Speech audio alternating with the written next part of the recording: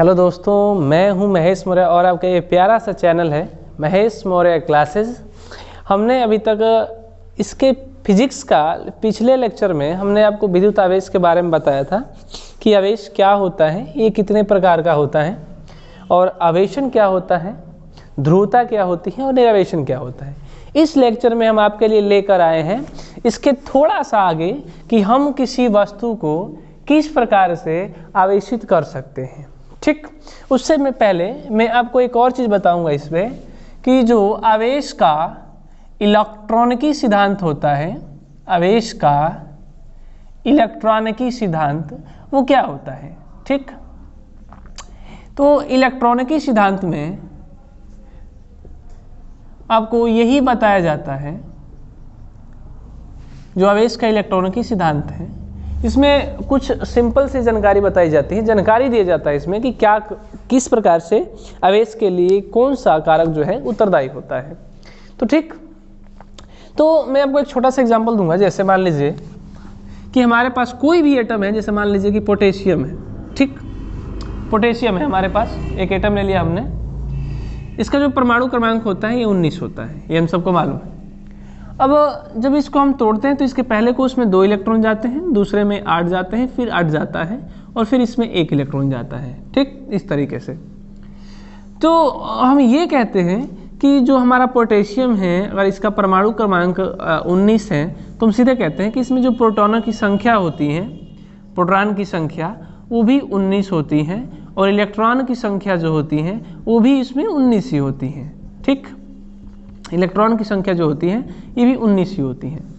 तो जब हम इलेक्ट्रॉन और प्रोटॉन की संख्या बराबर होती है किसी पदार्थ में तो उस पदार्थ को उदासीन कहते हैं, क्योंकि प्रोटॉन जो होता है इस पर प्लस आवेश होता है और इलेक्ट्रॉन जो होता है इस पर माइनस आवेश होता है। ठीक, तो 19 प्रोटॉन और 19 इलेक्ट्रॉन यानी कि 19 प्लस हो जाते हैं और 19 माइनस हो जाते हैं, तो दोनों एक दूसरे को काट देते हैं। ठीक, और इस वजह से जो कोई भी परमाणु होता है ये उदासीन हो जाता है, उदासीन हो जाता है, न्यूट्रल हो जाता है। अब ये बात उठती है कि अगर हमें किसी भी वस्तु को आवेशित अगर करना है तो उस वस्तु को किस प्रकार से आवेशित कर सकते हैं। ठीक, या आवेशन के लिए प्रोटॉन उत्तरदायी होगा कि इलेक्ट्रॉन उत्तरदायी होगा। ठीक, तो मैं आपको ये बता दूं कि हमें ये मालूम है कि किसी भी एटम का जो न्यूक्लियस होता है, नाभिक होता है, इसमें प्रोटॉन और न्यूट्रॉन रहते हैं और इसके चारों तरफ कक्षाएं होती हैं जिसमें इलेक्ट्रॉन जो होते हैं ये चक्कर लगा रहे होते हैं। ठीक, इलेक्ट्रॉन इसके चारों तरफ चक्कर लगाते हैं। अब क्या होता है इसमें कि प्रोटॉन जो होता है नाभिक में होता है, इलेक्ट्रॉन चारों तरफ चक्कर लगाता रहता है नाभिक के। तो हम ये चाहते हैं कि अगर हमारा प्लस आवेश करना है तो प्लस आवेश करने में या तो ऐसा हो कि इलेक्ट्रॉन को घटा दिया जाए, कम कर दिया जाए, या फिर ऐसा हो कि प्रोटॉन को बढ़ा दिया जाए। दो ही कारक है कि अगर हमें किसी वस्तु को आवेशित करना है तो या तो हम उसके प्रोटॉन की संख्या को बढ़ा सकते हैं, प्लस बढ़ा देंगे तो ही प्लस आवेशित हो जाएगा, और इलेक्ट्रॉन की संख्या को घटा देंगे, इलेक्ट्रॉन कम हो जाएंगे तो प्रोटॉन फिर उतना ही, कम हो गए तो ये धनावेशित हो जाएगा। या फिर हम ये कहें कि इलेक्ट्रॉन की संख्या को घटा देंगे, प्रोटॉन की संख्या को बढ़ा देंगे तो प्लस आवेश हो जाएगा। अगर यही कहें कि इलेक्ट्रॉन की संख्या को बढ़ा दें या प्रोटॉन की संख्या को घटा दें तो उस समय पर जो वस्तु ऋणावेशित हो जाएगी। लेकिन प्रोटॉन जो होता है नाभिक में स्थिर होता है, और जब प्रोटॉन नाभिक में स्थिर है तो इसे निकालना मुश्किल है, असंभव होता है कि प्रोटॉन को हम नाभिक से बाहर निकाल नहीं सकते। इसका मतलब क्या हुआ कि जो प्रोटॉन होता है नाभिक में फिक्स होते हैं, और इसका मतलब है कि हम प्रोटॉन की संख्या को ना निकाल सकते हैं और ना बढ़ा सकते हैं। ठीक, जो प्रोटॉन होता है इनकी संख्या ना तो हम बढ़ा सकते हैं और ना ही इनकी संख्या घटा सकते हैं। तो इसका मतलब ये हुआ कि यदि हमें किसी वस्तु को धनावेशित करना है या ऋणावेशित करना है तो उसके लिए केवल और केवल कौन उत्तरदायी होगा? इलेक्ट्रॉन। इलेक्ट्रॉन की संख्या अगर बढ़ जाएगी तो माइनस ज़्यादा हो जाएगा तो वस्तु ऋणावेशित हो जाएगी, और इलेक्ट्रॉन की संख्या घट जाएगा तो माइनस वाला कम हो जाएगा और इस वजह से वस्तु धनावेशित हो जाएगी। ठीक, यही इलेक्ट्रॉन की सिद्धांत होता है कि किसी भी वस्तु के आवेशित होने के लिए केवल और केवल इलेक्ट्रॉन उत्तरदायी होते हैं, क्योंकि इलेक्ट्रॉन नाभिक के चारों ओर चक्कर काटते हैं और हम इसे ऊर्जा देकर या तो इसे बढ़ा सकते हैं या घटा सकते हैं, परंतु प्रोटॉन नाभिक में स्थिर रहता है, ना तो हम इसे निकाल सकते हैं और ना बढ़ा सकते हैं। इसलिए केवल आवेशन के लिए कौन उत्तरदायी होता है? तो इलेक्ट्रॉन उत्तरदायी होता है। ठीक, चलिए, तो ये था इलेक्ट्रॉनिक सिद्धांत आवेश का। फिर आता है कि यदि हमें किसी वस्तु को आवेशित करना है तो हम उसे कितनी प्रकार से आवेशित कर सकते हैं या कैसे हम उसे आवेशित कर सकते हैं। ठीक, कहने का मतलब है कि मुझे ये मेरे पास मार्कर है, मुझे इसे चार्ज करना है, तो मैं इसे किस किस तरीके से चार्ज कर सकता हूँ, आवेशित कर सकता हूँ। इसी को कहते हैं आवेशन या फिर कहते हैं चार्जिंग। मैंने आपको कल बताया भी था कि आवेशन किसे कहते हैं, तो किसी वस्तु पर आवेश उत्पन्न करने की परिघटना को आवेशन कहा जाता है। ठीक, चार्जिंग। किसी वस्तु को आवेशित करने की परिघटना को क्या कहते हैं? आवेशन कहते हैं। और किसी वस्तु से आवेश हटाने की परिघटना को निरावेशन कहते हैं। ठीक, अब आता है कि आवेशन किसी वस्तु को आप कितने प्रकार से आवेशित कर सकते हैं। तो आवेशित करने के लिए हमारे पास जो कुल तरीके हैं वो 3 हैं। पहला होता है घर्षण।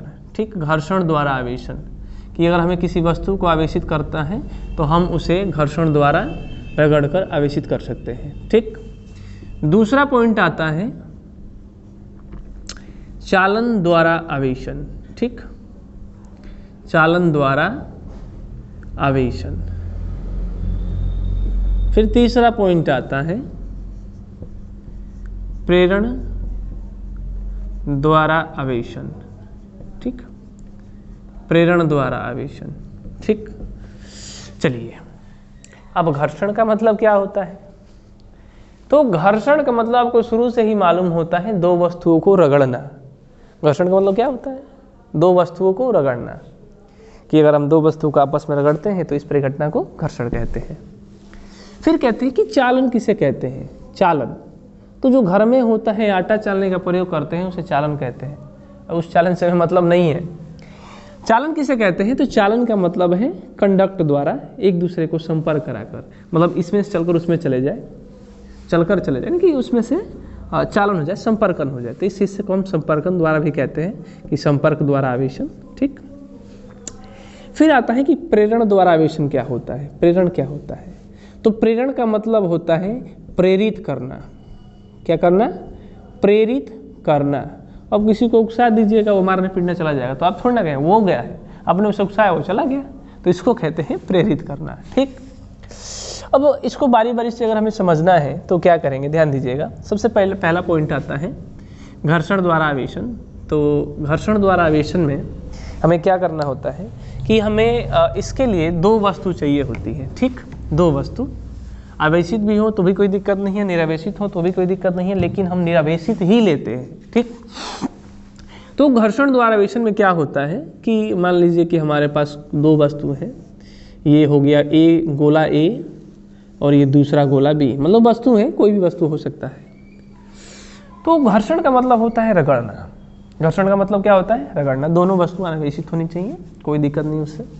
जब हम इन दोनों को आपस में रगड़ते हैं, दोनों को जब हम आपस में रगड़ देंगे, एक दूसरे को समीप लाकर रगड़ देंगे यहाँ पर इस तरीके से, ये ए वस्तु, ये बी वस्तु, तो जो इसमें ए से कुछ इलेक्ट्रॉन जो होंगे, क्योंकि इलेक्ट्रॉन उत्तरदायी होते हैं, तो हो सकता है कि ए से कुछ इलेक्ट्रॉन निकलकर बी में चले जाए। ठीक, या ये भी हो सकता है कि ए पर कुछ इलेक्ट्रॉन आ जाए, ये भी हो सकता है, कुछ भी हो सकता है। मैं एक ही बात मान रहा हूँ कि रगड़ने पर, इन दोनों को घर्षण करने पर ए से कुछ इलेक्ट्रॉन निकलकर बी पर चले गए हैं। तो जब ए से बी पर कुछ इलेक्ट्रॉन चले गए हैं, इसका मतलब क्या हुआ कि इससे इलेक्ट्रॉन निकले हैं, यानी कि इलेक्ट्रॉनों की कमी हुई है।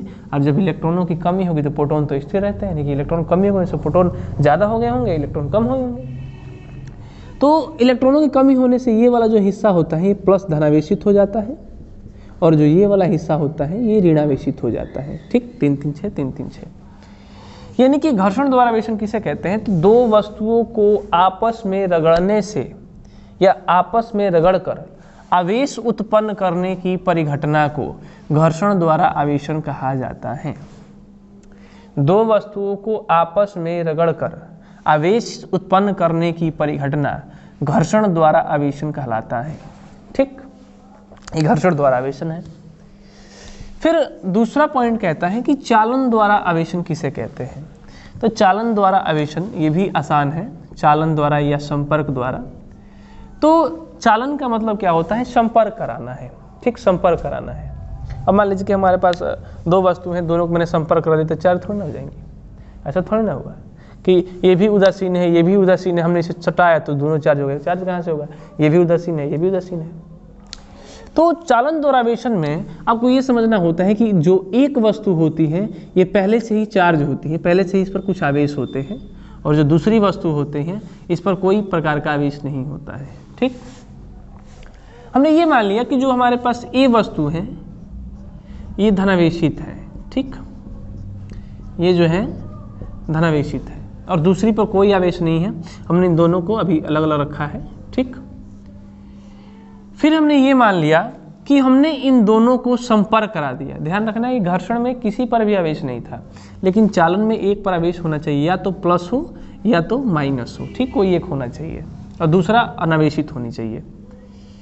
फिर क्या होगा यहाँ पर कि जो ए वस्तु है जब हम इसे बी वस्तु से संपर्क करा देंगे, बी वस्तु से संपर्क करा देंगे तो इसमें होता क्या है संपर्क कराने पर कि इस पर कुछ प्लस आवेश थे, ये अनावेशित था।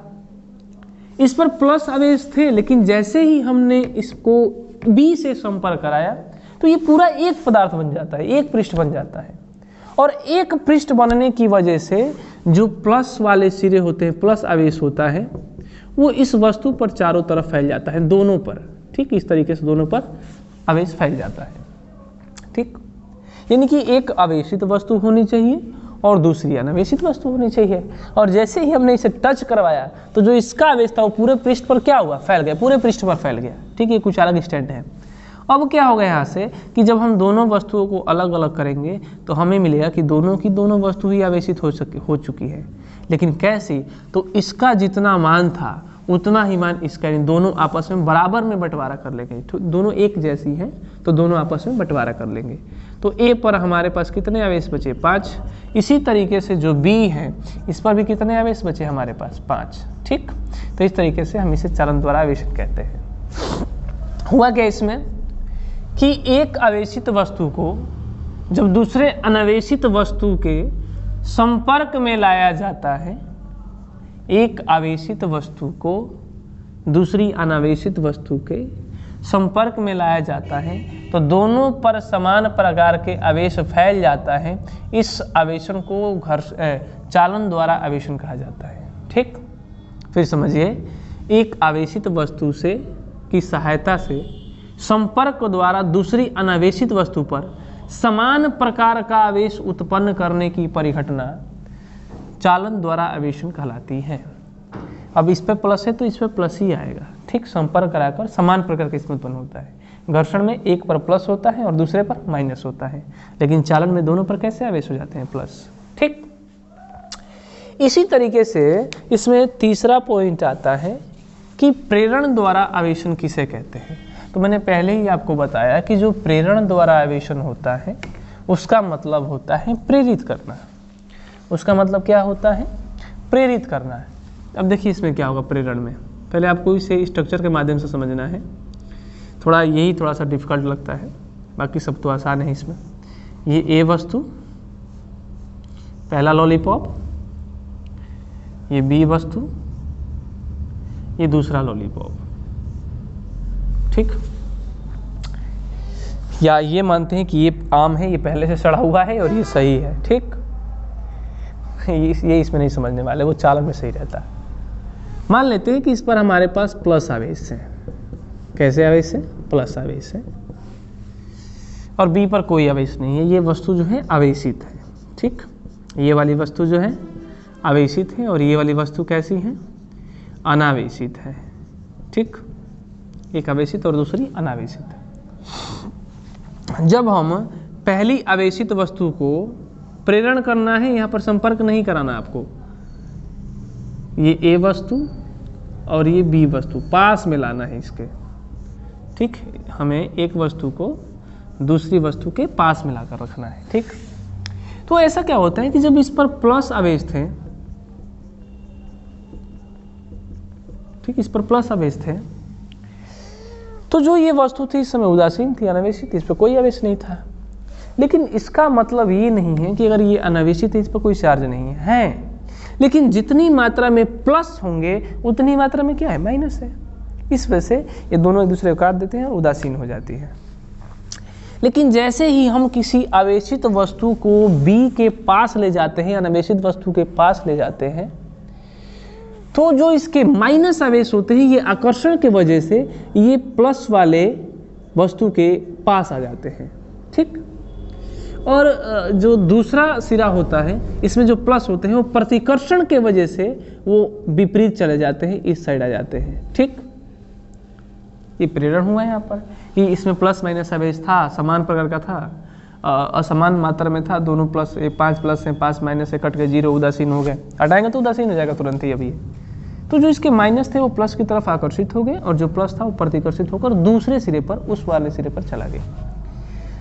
अब जैसे ही ये इस बी वाले हिस्से को, जैसे ही हम बी वाले हिस्से को, इस बी वाले हिस्से को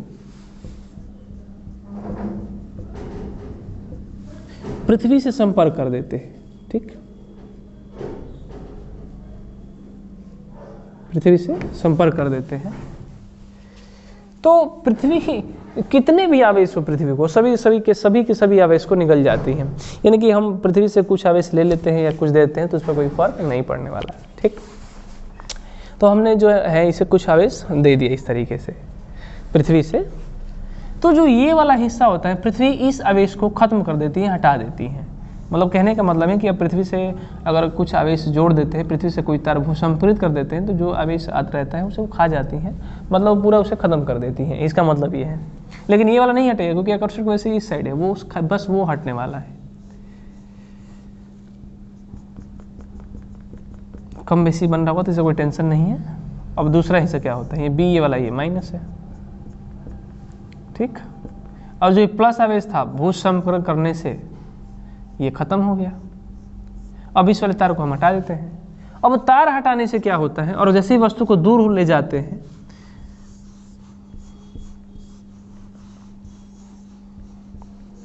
ये बी, ये तो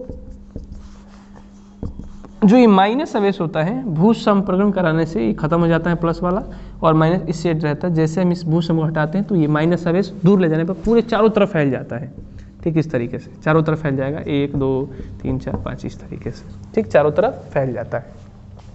तो ये था प्रेरण द्वारा आवेशन, प्रेरित करके। यहाँ पर हमने एक आवेशित लिया, दूसरा अनावेशित। लेकिन अनावेशित का मतलब ये नहीं है कि आवेश नहीं है, लेकिन समान मात्रा में, इसलिए वो शून्य है, अनावेशित है। अब जब हम एक किसी दोनों को ये पास ले आते हैं तो ये एक पर प्लस रहता है तो प्लस के पास माइनस वाला आ जाते हैं जितने भी इसमें रहते हैं, और जो प्लस वाला होता है प्रतिकर्षण की वजह से दूसरे साइड चला जाता है। अब इस प्लस वाले को हम क्या करते हैं कि भूसंपर्कित कर देते हैं, जिसकी वजह से जितने प्लस आवेश होते हैं खत्म हो जाते हैं। और जैसे ही भूसंपर्कन हटाया जाता है तो हटाने की वजह से जब दूर ले जाते हैं तो यही माइनस आवेश इस पूरे पृष्ठ पर चारों तरफ फैल जाता है। इसमें थोड़ा सा भी कहीं टच नहीं करवाएगा, जो कि चालन में टच था।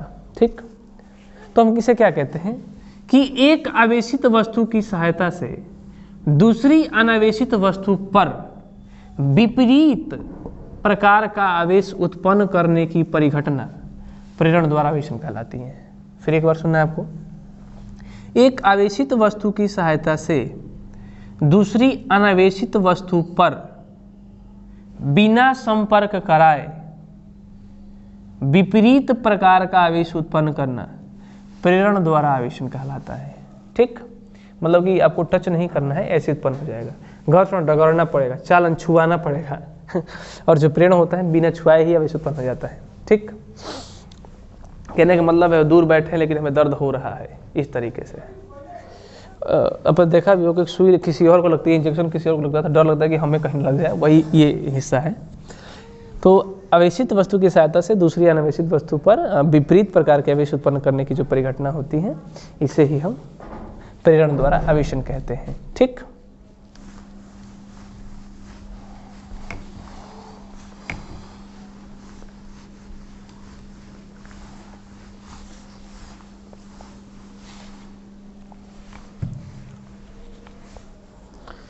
चलिए इसके बाद आता है आवेश के मात्रक क्या होते हैं। ठीक, आवेश का जो मात्रक होता है वो क्या होता है, आवेश का मात्रक। ठीक, तो आपको इसमें से कुछ पहले बता रखे हैं कि जो एसआई मात्रक होते हैं, आवेश का एसआई मात्रक वो होता है कूलाम। क्या होता है, कूलाम। इसे सी से दर्शाते हैं, कूलाम आपको याद रहना चाहिए। और जो इसका अन्य मात्रक होता है वो होता है एम्पियर सेकेंड। ठीक, Q बराबर IT पर जो निकल कर आता है उसे ही एम्पियर सेकेंड यानी कि AS से दर्शाते हैं। ठीक, ये एसआई मात्रक था। फिर आता है कि जो इसका CGS मात्रक है वो क्या होता है। तो जो CGS मात्रक होता है आवेश का वो होता है ESU। ठीक, इलेक्ट्रोस्टैटिक यूनिट, ESU कहते हैं इसके CGS मात्रक को। और ये 1 कूलाम बराबर 3 गुणा 10 के घात 9, 3 गुणा 10 के घात 9 कूलाम, 1 कूलाम जो होता है ये ESU के बराबर होता है। मतलब कहने का मतलब क्या है कि 1 कूलाम बराबर में 3 गुणा 10 के घात 9 ESU होता है। ठीक, इसी का एक इलेक्ट्रोमैग्नेटिक यूनिट होता है, EMU यूनिट होता है, इलेक्ट्रोमैग्नेटिक यूनिट, जिसका मतलब होता है कि 1 कूलाम बराबर में 1/10 EMU या एब कूलाम। ठीक, ये आपको इंपॉर्टेंट पॉइंट है, याद रखना है। ठीक, मैंने आपसे कहा कि जो CGS मात्रक होता है वो ESU होता है और 1 कूलाम बराबर में 3 गुणा 10 के घात 9 ESU होता है, इलेक्ट्रोस्टैटिक यूनिट। अब जो इसका इलेक्ट्रोमैग्नेटिक यूनिट होता है वो एब कूलाम होता है, एब कूलाम। और 1 कूलाम बराबर में 1/10 एब कूलाम होते हैं, 1 कूलाम बराबर में 1/10 एब कूलाम। ठीक, अब इसका एक और मात्रक होता है, मात्रक नहीं कहेंगे, इस आवेश की सबसे छोटी इकाई कही जाती है कि आवेश की जो सबसे छोटी इकाई है वह क्या होती है, सबसे छोटी इकाई। तो जो आवेश की सबसे छोटी इकाई होती है इलेक्ट्रॉन होता है। 1 इलेक्ट्रॉन पर आवेश 1.6 गुणा 10 के घात -19 कूलाम होते हैं। इसी को हम सबसे छोटी यूनिट कहते हैं। ठीक, और जो सबसे बड़ा मात्रक होता है, बड़ा मात्रक वो होता है 1 फैराड। ठीक, 1 फैराड, जिसका मतलब होता है 96,500 कूलाम। जनरली हम इसे प्रयोग करते हैं लेकिन 96,487 कूलाम होता है। ठीक, तो अब आपको इसमें समझना क्या है, समझने वाली बात क्या है कि जो सबसे छोटी इकाई है इलेक्ट्रॉन, सबसे छोटी इकाई होती है और इसमें होता है 1.6 गुणा 10 के घात -19 कूलाम। ठीक, सबसे छोटी इकाई, इसे कहा था मिल्लिकन ने। ठीक, मिल्लिकन का एक तेल बूंद वाली प्रयोग है जिस पर हमें इनका पता चलता है कि आवेश की जो सबसे छोटी इकाई होती है वह इलेक्ट्रॉन होती है। ठीक, लेकिन जब मिल्लिकन ने यह सिद्ध किया कि जो सबसे छोटी इकाई होती है आवेश की वो इलेक्ट्रॉन होता है, तभी एक और वैज्ञानिक थे गैलन। ठीक, गैलन नाम है उनका। गैलन ने क्या कहा, जब कुछ वर्षों बाद उन्होंने भी इस पर एक्सपेरिमेंट किया तो उन्हें कहा कि नहीं, जो आवेश की सबसे छोटी इकाई होती है वो क्वार्क होते हैं, क्वार्क। ठीक, क्या होते हैं, क्वार्क होते हैं, क्वार्क। और क्वार्क जो होते हैं ये 2 प्रकार के होते हैं। जो क्वार्क होते हैं ये 2 प्रकार के होते हैं, एक को कहते हैं अप क्वार्क और दूसरे को कहते हैं डाउन क्वार्क। ठीक, जो गैलन थे उन्होंने कहा कि जो मिल्लिकन ने कह रखा है कि इलेक्ट्रॉन सबसे छोटी इकाई होती है, वो वास्तव में छोटी इकाई नहीं है। सबसे छोटी इकाई होती है क्वार्क, जिससे क्वार्क भी 2 प्रकार के होते हैं, एक अप क्वार्क होता है और एक डाउन क्वार्क होता है। ये छोटे होते हैं। अप क्वार्क का जो आवेश पाएगा वो मिला हमें 2/3e, यानी कि इलेक्ट्रॉन से भी छोटा, 2/3 से छोटा होता है तो इलेक्ट्रॉन से छोटा आने वाला है। और जो डाउन क्वार्क होता है इसका होता है -ke/3। ठीक, यानी कि -1/3e। ठीक, और जो इलेक्ट्रॉन, प्रोटॉन और न्यूट्रॉन मिलकर बनते हैं वो इन्हीं से बनते हैं, क्वार्क से। उन्होंने ये कह दिया कि जो गैलन थे उन्होंने ये कहा कि जो आपने इलेक्ट्रॉन सबसे छोटी इकाई कह रखी है वो वास्तव में छोटी इकाई नहीं है। छोटी इकाई तो क्वार्क होती है, अप क्वार्क और डाउन क्वार्क। और इन्हीं अप क्वार्क और डाउन क्वार्क के मिलने से इलेक्ट्रॉन, प्रोटॉन और न्यूट्रॉन बनते हैं, उन्होंने ये कहा। ये भी सोचने वाली बात थी, तभी से हम इसे कहते हैं कि जो छोटी इकाई है इलेक्ट्रॉन ही है, लेकिन हमें पूरी किताब ही चेंज करनी पड़ती, तो हमने इसे कह दिया कि ये अपवाद रूप में इन्हें हटा दिया गया, ठीक है। लेकिन वास्तव में इन्होंने सही कहा था। अब क्वेश्चन ये उठता है कि जो प्रोटॉन बनते हैं, प्रोटॉन, वो कैसे बनते हैं? फिर इन्हीं से बनते हैं, इन्हीं अप क्वार्क डाउन क्वार्क से, लेकिन कैसे बनते हैं? ठीक, तो वो बनता है किस तरीके से, ये ध्यान रखना है कि ये प्लस का है, इलेक्ट्रॉन भले माइनस लिख रखा है, मैंने दर्शा रखा है इलेक्ट्रॉन का छोटी इकाई के मान, ये वाला हिस्सा मैंने दर्शा रखा है। तो इन्होंने कहा कि जो प्रोटॉन मिलकर बनते हैं वो 2 अप क्वार्क, ठीक, और 1 डाउन क्वार्क से मिलकर बनता है, ठीक, 2 अप और 1 डाउन क्वार्क से। कैसे?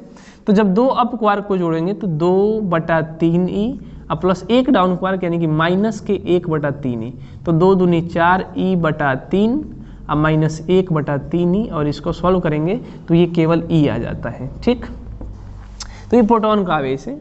मैं ये नहीं कह रहा कि आप इसे माइनस तक करें, नहीं, ये इससे मतलब नहीं, प्रोटॉन पर प्लस होता है, इलेक्ट्रॉन पर माइनस होता है, ठीक। तो ये प्लस का हिस्सा आया है तो हम कहेंगे ये प्लस का आया है तो हम कहेंगे ये प्रोटॉन का है, ठीक, इस तरीके से। तो प्रोटॉन किससे मिलकर बना होता है? तो 2 अप क्वार्क से और 1 किससे? डाउन क्वार्क से। फिर इन्होंने कहा कि जो इलेक्ट्रॉन होता है वो फिर किससे मिलकर बना होता है? तो जो इलेक्ट्रॉन होता है वो 1 अप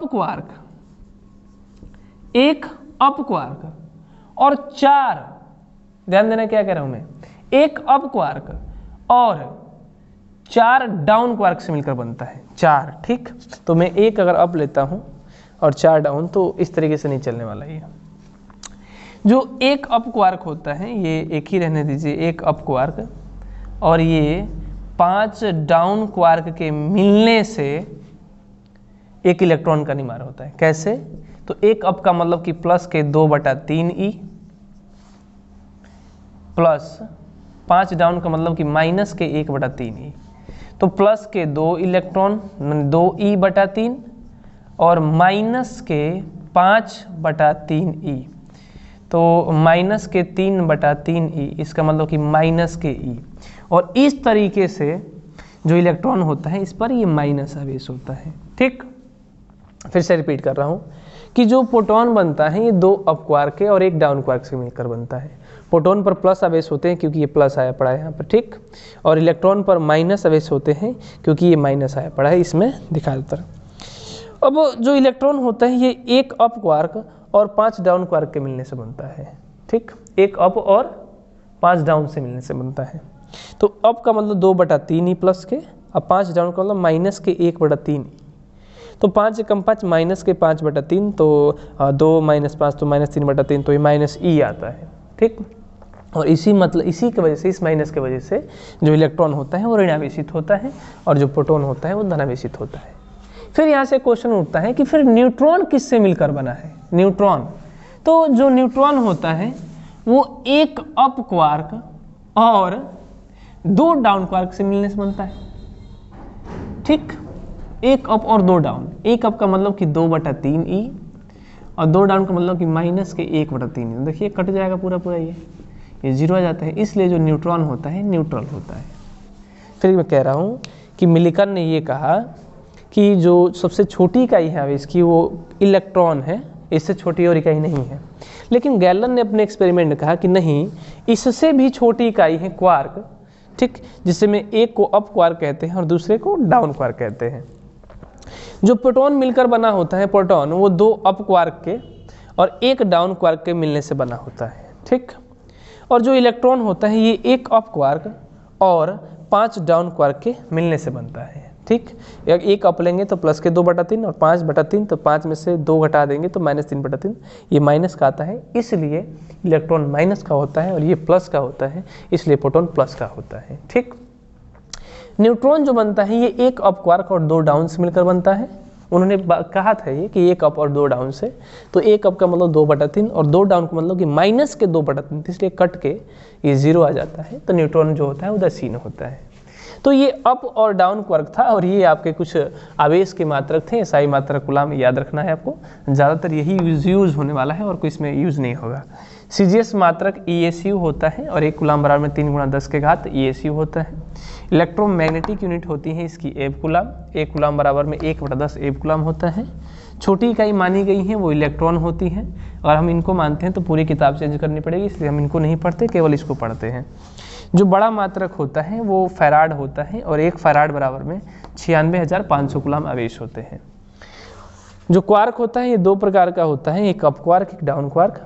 2 अप क्वार्क और 1 डाउन के मिलने से प्रोटॉन बनता है, 1 अप और 5 डाउन के मिलने से इलेक्ट्रॉन बनता है, और 1 अप और 2 डाउन के मिलने से जो बनता है वो इलेक्ट्रॉन बनता है और न्यूट्रॉन बनता है। ठीक, तो ऐसा करते हैं कि आपको समझ में आया होगा ये।